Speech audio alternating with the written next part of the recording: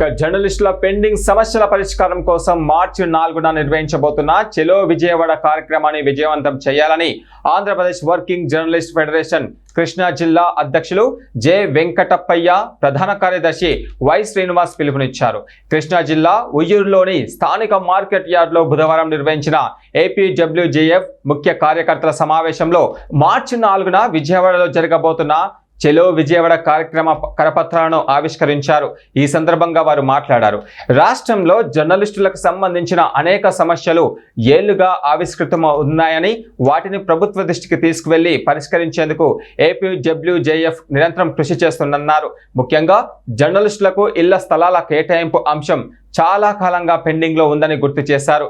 ఎన్నికల సమయంలో ఇళ్ల స్థలాల కేటాయింపు హామీ ఇచ్చిన ప్రభుత్వం వెంటనే చర్యలు తీసుకోవాలని వారు డిమాండ్ చేశారు.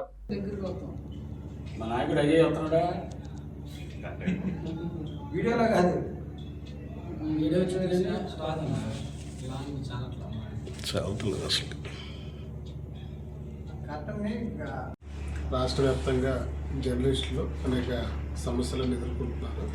ప్రధానంగా జర్నలిస్టులు ఎదుర్కొంటున్న సమస్యల మీద Andhra Pradesh working journalist federation APWJF పనిచేస్తుంది. అయితే గతంలో జరిగిన మొదటి మహాసభ ఇప్పుడు జరిగి 8 సంవత్సరాలు అయింది. రాబోయే కాలంలో ఇది మొదటి మహాసభ కూడా జరుగుతుంది. అయితే ఈ నేపథ్యంలో ఈ జర్నలిస్టులు ఎదుర్కొనే సమస్యల మీద ప్రధానంగా రాష్ట్రంలోనే దాదాపుగా 30,000 మంది వరకు జర్నలిస్టులు ఉన్నారు. ఈ జర్నలిస్టులు ఎదుర్కొనే సమస్యల మీద ఏపీడబ్ల్యూఎఫ్ పనిచేస్తుంది. ప్రధానంగా జర్నలిస్టులు ఏ ప్రభుత్వం వచ్చినా కానీ జర్నలిస్టులు లిక్విడేషన్ సమస్యలే ఉంటాయి. ఈ సంవత్సరం కూడా ఉన్నాయి. ఇప్పటివరకు చాలా వరకు 90% అయింది. ఇంకా 10% కూడా మ్యాక్సిమం ఇవ్వడానికి రాష్ట్ర ప్రభుత్వం సుముఖత వ్యక్తం చేస్తుంది.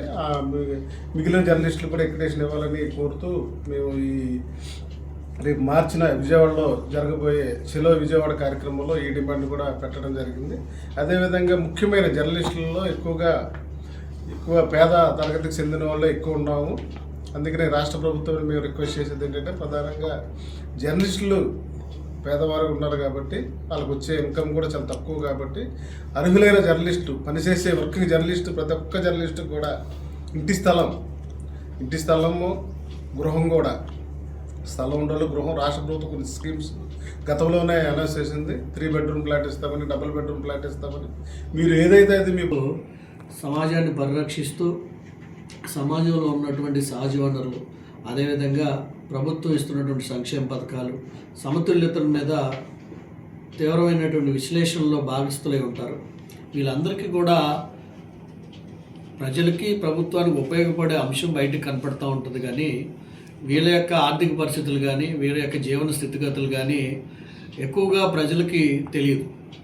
అదే విషయంలో ప్రభుత్వాలు, గతంలో అనేకమైన ప్రభుత్వాలు వస్తూ ఉంటాయి.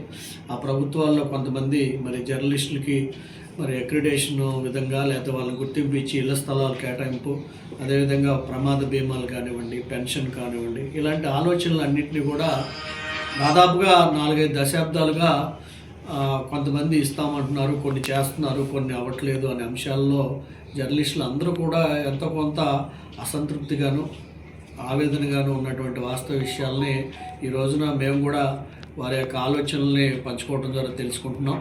తప్పనిసరిగా ఈ సమాజంలో మెరుగైనటువంటి పరిస్థితులు కనపడాలి అంటే పాత్రికేయులు, జర్నలిస్టులు అనేవాళ్ళు మూలమైనటువంటి వాళ్ళ యొక్క ఆలోచనలు, వాళ్ళ యొక్క విధులు చాలా భాగస్వామ్యం అవసరం.